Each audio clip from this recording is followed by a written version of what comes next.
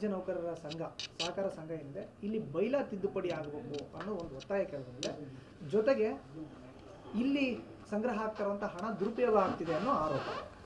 ಈ ಎರಡು ವಿಚಾರಕ್ಕೆ ಸಂಬಂಧ ಭಾಳ ಸಂತೋಷದ ಪ್ರಶ್ನೆ ಕೇಳಿದೆ. ನಾನೇ ಹೇಳ್ಬೇಕಂತಿದ್ದೆ. ಇಲ್ಲಿ ಬೈಲಾ ತಿದ್ದುಪಡಿ ಮಾಡಲಿಕ್ಕೆ ಈ ಸಂಘದಲ್ಲಿ ರಾಜ್ಯ ಪರಿಷತ್ ಸಭೆ ಅಂತ ಇರ್ತದೆ. ಅದರಲ್ಲಿ ಸುಮಾರು 504 ಜನ ಸದಸ್ಯರಿರ್ತಾರೆ. ತಾಲೂಕು ಅಧ್ಯಕ್ಷರು, ರಾಜ್ಯ ಪರಿಷತ್ ಸದಸ್ಯರು, ಜಿಲ್ಲಾ ಅಧ್ಯಕ್ಷರು, ರಾಜ್ಯದ ಪದಾಧಿಕಾರಿಗಳು.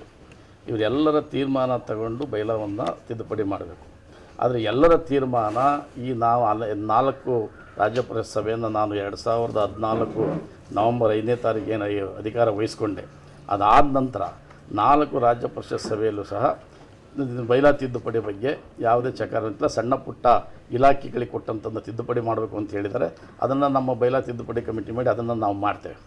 ಆದರೆ ಈಗ ಹಿಂದೆ ಮಾಡಿದಂಥ ಬೈಲಾ ತಿದ್ದುಪಡಿಯಲ್ಲಿ ಏನಾಗಿದೆ ಅಂದರೆ, ಈಗ ವಿಧಾನ ಪರಿಷತ್ತಲ್ಲಿ ಬರ್ತಕ್ಕಂಥ ನೌಕರರು ನಮ್ಮ ಸರ್ಕಾರಿ ನೌಕರರು ಆಗಲ್ಲ. ಯಾಕೆಂದರೆ ಅವರಿಗೆ ಸಪರೇಟ್ ಆದ ಅಧ್ಯಕ್ಷ ಇರ್ತಾರೆ, ವಿಧಾನಸಭೆಯಲ್ಲಿ ಸ್ಪೀಕರ್ ಇರ್ತಾರೆ, ಅವರಿಗೆ ಪೇ ಕಮಿಷನ್ ಬೇರೆ ಇರ್ತದೆ.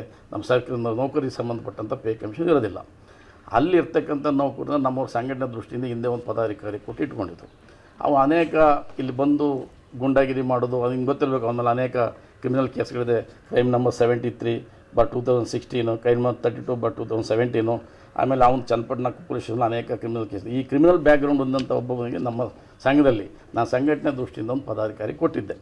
ಪದಾಧಿಕಾರಿ ಕೊಟ್ಟಾಗ ಅವನು ಅದನ್ನು ಅನೇಕ ಸರಿ ಅಲ್ಲಿ ವಿಧಾನಸೌಧದಲ್ಲಿ ಟ್ರಾನ್ಸ್ಫರ್ಗೋಸ್ಕರ ಸ್ವತಃ ಲೆಟರ್ಡನ್ನೇ ಪ್ರಿಂಟ್ ಮಾಡಿಕೊಂಡು ಅದನ್ನು ದುರುಪಯೋಗಪಡಿಸ್ತಕ್ಕಂಥ ಸಂಗತಿ ನನ್ನ ಗಮನಕ್ಕೆ ಬಂದಾಗ ಅವನ ಪದಾಧಿಕಾರಿನ ವಾಪಸ್ ಪಡೆಯಬೇಕಾಗಿ ಬಂತು. ಅದು ನಮ್ಮ ಕಾರ್ಯಕಾರಿ ಸಮಿತಿಯ ನಿರ್ಧಾರದ ಪ್ರಕಾರ ಏನು ನಿರ್ಧಾರವನ್ನು ಕಾರ್ಯಕಾರಿ ಸಮಿತಿಯಲ್ಲಿ ತಗೋತೀವೋ ಆ ನಿರ್ಧಾರವನ್ನು ಅನುಷ್ಠಾನಗೊಳಿಸ್ತಕ್ಕಂಥ ಕೆಲಸ ಮಾತ್ರ ನಂದು ಅಧ್ಯಕ್ಷನಾಗಿ ಆ ನಿರ್ಧಾರವನ್ನು ನಾನು ಅನುಷ್ಠಾನಗೊಳಿಸಿದ್ದೀನಿ.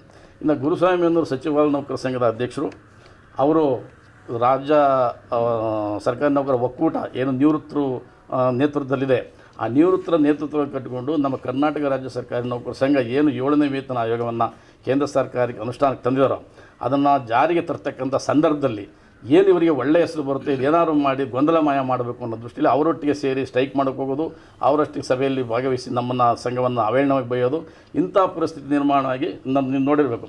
ನೋಡಿ, ಈ ವಿಡಿಯೋದಲ್ಲಿದೆ, ಸಭೆಯಲ್ಲಿ ಕೂತ್ಕೊಂಡಿದ್ದಾರೆ. ಇಂಥ ಮಾಡಿ ಅನೇಕ ಪತ್ರಿಕೆಗಳು ಬಂದಿದೆ. ಆ ಪತ್ರಿಕೆಗಳಲ್ಲಿ ಬಂದಂಥ ವಿಷಯಗಳನ್ನು ಈಗಾಗಲೇ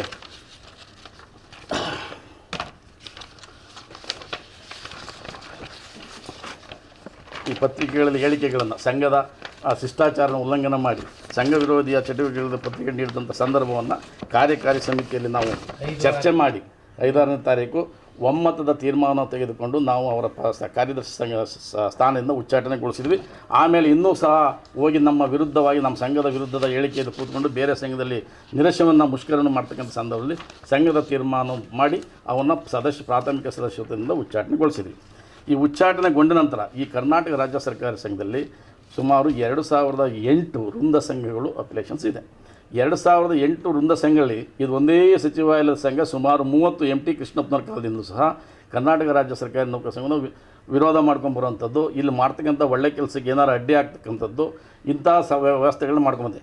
ಅದೇ ಸಚಿವಾಲಯ ನೌಕರ ಸಂಘದ ಇವರೊಬ್ಬರು ಉಪಾಧ್ಯಕ್ಷರು ರಮೇಶ್ ಸಂಘ ಅಂತೇಳಿ, ಇವರು ಸಹ ಸಂಘದಲ್ಲಿ ಬಂದು ಇಲ್ಲಿ ಕಾರ್ಯದರ್ಶಿ ಕೊಟ್ಟವೆ ಅಂತೇಳಿ ಅವರ ಸಂಘದಲ್ಲಿ ಉಪಾಧ್ಯಕ್ಷನೇ ಸರಿಯಾಗಿಟ್ಟಿಲ್ಲ, ಕಾರ್ಯದರ್ಶಿಯನ್ನು ಒಂದು ವಿಶ್ವಾಸ ತೆಗೆಳ್ತಕ್ಕಂಥ ವ್ಯಕ್ತಿ ಇಲ್ಲಿ ಬಂದು ಈ ವಿಧಾನ ಪರಿಷತ್ನ ಕೆಲಸ ಮಾಡ್ತಕ್ಕಂಥ ವ್ಯಕ್ತಿಯನ್ನು ಕರ್ಕೊಬಂದು ಆ ಗೂಂಡಾಗಿರಿ ಮಾಡ್ತಿರ್ತಕ್ಕಂಥ ದೃಶ್ಯಾವಳಿನ ನೀವು ನೋಡ್ಬೋದು.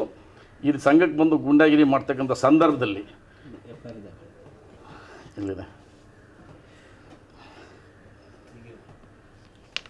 ಈ ಗೂಂಡಾಗಿರಿ ಮಾಡ್ತಕ್ಕಂಥ ಸಂದರ್ಭದಲ್ಲಿ ನಾವು ಅವರಿಗೆ ಬುದ್ಧಿವಾದವನ್ನು ಹೇಳಿ ಕಳಿಸಿದ್ವಿ. ಅದನ್ನು ಇವರು ಉಪಯೋಗ ಮಾಡಿಕೊಂಡು ಈಗಾಗಲೇ ನೆನ್ನೆಯವರೆಗೆ ಅವ್ರ ಮೇಲೆ ಒಂದು FIRನೂ ಸಹ ಹಾಕಿದ್ದೀವಿ. ಹಿಂದೆ ಹಾಕಿದಂಥ FIR ಸಹ ಅವ್ರದ್ದು ಇದೆ. ವಿಧಾನಸೌಧ ಪರಿಷತ್ ಕ್ರೈಮ್ ನಂಬರ್ 73/2016 ಇದೆ, ಕ್ರೈಮ್ ನಂಬರ್ 32/2017 ಇದೆ. ಈಗಾಗಲೇ ಒಂದು ಚಾರ್ಜ್ ಶೀಟ್ ಆಗಿದೆ. ಇಂಥ ಪ್ರವೃತ್ತಿಯನ್ನು ಹೊಂದಿರತಕ್ಕಂಥವರು ನೌಕರರ ವಿರೋಧವನ್ನು ಈಗ ಏನು 6,40,000 ಜನ ನೌಕರರಿಗೆ ಏನು 6ನೇ ವೇತನ ಆಯೋಗವನ್ನು ಈಗಾಗಲೇ ರಚನೆ ಮಾಡಿ ಆಯೋಗದಲ್ಲಿ ಮಧ್ಯಂತರ ಪರಿಹಾರಕ್ಕೆ ನಾವು ಅರ್ಜಿಯನ್ನು ಸಲ್ಲಿಸ್ತಕ್ಕಂಥ ಸಂದರ್ಭದಲ್ಲಿ ಗೊಂದಲ ಉಂಟು ಮಾಡಿ 6,40,000 ಜನ ನೌಕರರ ಮೇಲೆ ಹೊಟ್ಟೆ ಮೇಲೆ ಹೊಡೆಯುವಂಥ ಒಂದು ಪ್ರವೃತ್ತಿ ಕೈ ಹಾಕಿದ್ದಾರೆ. ಇವರು 6 ಲಕ್ಷ ನೌಕರರ ವಿರುದ್ಧದ ಕೆಲಸವನ್ನು ಮಾಡ್ತಾಯಿದ್ದಾರೆ ಹೊರತು ಯಾವುದೇ ನೌಕರರಿಗೆ ಒಳ್ಳೆಯ ಕೆಲಸವನ್ನು ಇದುವರೆಗೂ ಮಾಡಿಲ್ಲ.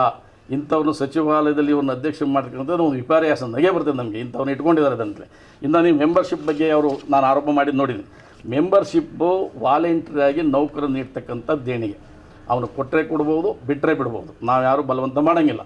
ಅಂಥ ನೌಕರು ಏನು 5,49,000 ಜನ ನಾವು ನೌಕರಿದ್ದೀವಿ, ಅವರು 100 ರೂಪಾಯಿನ ನೇರವಾಗಿ ಕೇಂದ್ರ ಸಂಘಕ್ಕೆ ಕೊಡೋದಿಲ್ಲ. ತಾಲೂಕು ಸಂಘ ಇದೆ, ಜಿಲ್ಲಾ ಸಂಘ ಇದೆ.